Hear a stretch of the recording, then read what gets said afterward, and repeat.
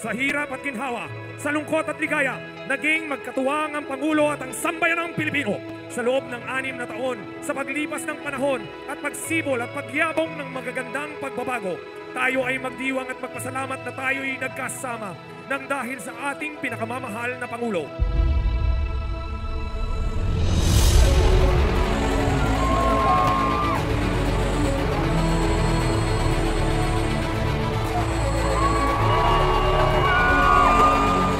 Sa loob ng 6 na taon, magpasalamat tayo sa Panginoong lumikha.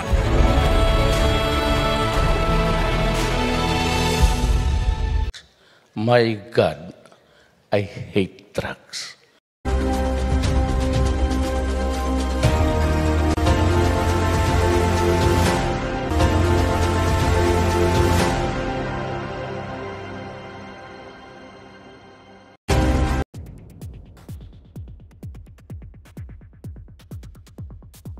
Nag-meeting sila over the weekend. Sinong nag-meeting kayo? CPP. Ang Communist Party Urban Operatives at ilang mga kaalyado nila sa Kongreso at naghahanda sila, mga kababayan, bantayan natin ito, mamamayang Pilipino, upang patindihin pa ang atake sa ating Vice Presidente, upang paghiwalayin at biyakin ang alliance nila ni Pangulong Bongbong Marcos Jr. Naghahanda sila ng impeachment itong CPP, NPA, NDF at mukhang may bendisyon ng House leadership. Napakahalaga nung information campaign talaga, no?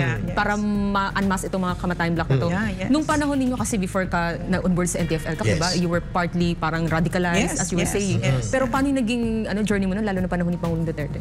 Ay, grabe. It was really eye-opening kasi nga dyan sila, Eric, no? Correct, ma'am. At doon ko nakita yung kahalagahan ng impormasyon. No? Dati, binoto ko pa yata yung Gabriel at saka Bayan Muna. No? So, sa madaling salita, itong maskara na ito, napakahalaga sa kanila yan. Kaya nga sila nandyan sa Kongreso. Kung kaya't napakahalaga din na bibigyan natin, kasi tinatanong mo, no, kay Eric kanina, bakit ito tumagal ng ganyan?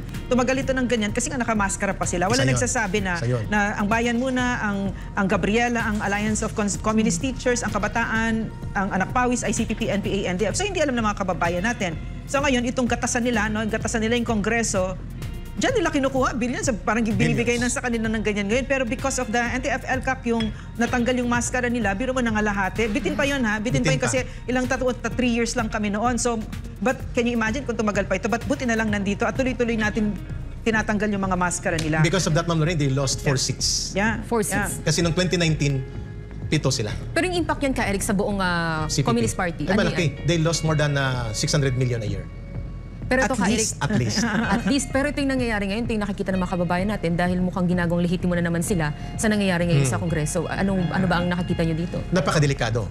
If the House leadership and even the President will not speak out and categorically denounce and call for an immediate government action to stop this kind of travesty and abuse of public funds, financing terrorism, funded by the government through infiltration of the government, at parang nagiging lehitimo silang bahagi ng Kongreso, sa tanong misina ng ating netizen, gaano kadelikado yan para sa gobyerno? They will recover. I am very sure about that.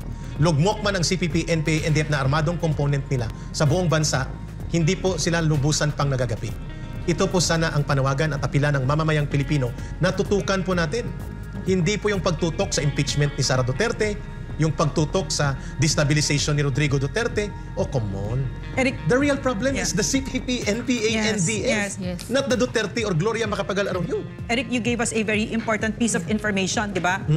You quoted directly from the Constitution of the Communist Party of the Philippines. Now, if you don't mind, babasahin ko sa ating mga kababayan para maliwanagan kayo kung anong nangyayari dito, ginagawa ng CPP, NPA, NDF sa Kongreso at sa ating Pangulo, sa ating Vice President, sa ating gobyerno. Ito ang lihim at mga palalim na pang-uudyok ng mga CPP, NPA, NDF sa lahat ng sektor sa lipunan. At ito yung nakasaad dito sa kanilang konstitusyon. Ng Communist Party of the Philippines. Communist Party of the Philippines. So, Article 8, party groups in mass organizations. Section 1, party groups shall be secretly created at every possible level in labor organizations and in mass organizations of peasants, youth, student, women, cultural workers, professionals, handicraftsmen, and like where there are at least 3 party members. The responsibilities of these party groups shall include the implementation of party policies and decisions, strengthening unity in non-party activists, and developing close ties between the party and the masses within the mass organization. And then Section 2. Ma'am, before Section 2. Yes, okay. Sa mass organization, 2 pong kategorya niyan, Ma'am Lorraine.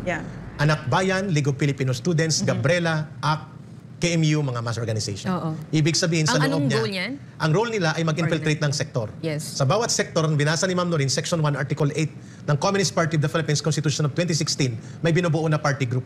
Ang party group po ang namumuno ng Communist Party sa loob ng Anak Bayan, LFS, Gabriela, ACT, KMU, Alliance of Health Workers, Bagong Alyansa Makabayan, and so on and so forth.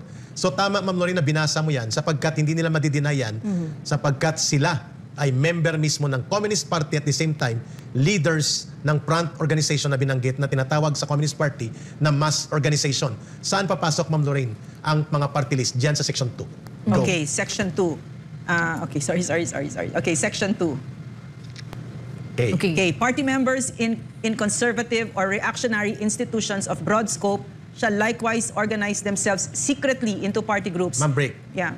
Secret. Conservative, Meaning? traditional institution, like Congress. Congress. And the House of Representatives and government offices, government agencies, Yun. church and religious sector. So they should organize themselves secretly into party groups. Yun. Their responsibilities shall include the implementation of party policies and decisions, the gathering of information Yun. useful to the party. Imagine you're in Congress, you gather that Correct. information. You're in the Supreme Court, you're gathering Correct. information. Diba? So, and the exposure of the wrongs and weaknesses of the exploiting classes, and the recruitment of party members from the ranks of the urban petty bourgeoisie.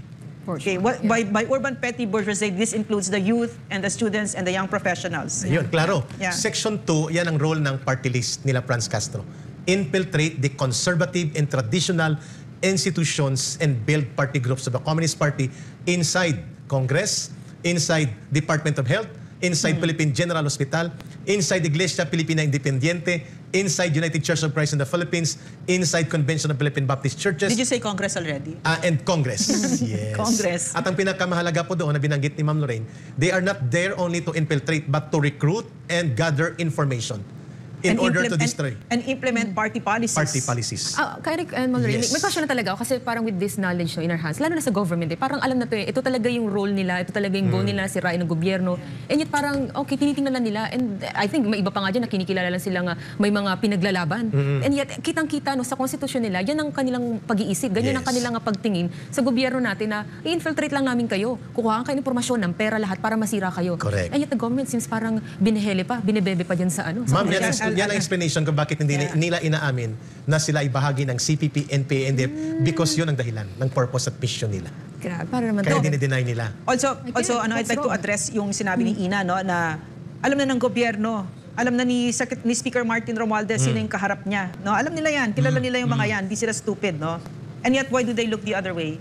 I can only say that there's no true love for country there. No? If you collude with the CPP, NPA, NDF, a terrorist organization that has brought nothing but grief and destruction and suffering and pain to our people, then you do not truly love our country. That's it. That's the only explanation I can think of. And what only matters to you are your personal and political ambitions. That's it. That's the reason why Vice President Sara Duterte was single-handedly pointed out and being single-handedly focused upon na sirain ng CPP, NPA, NDF. Bakit?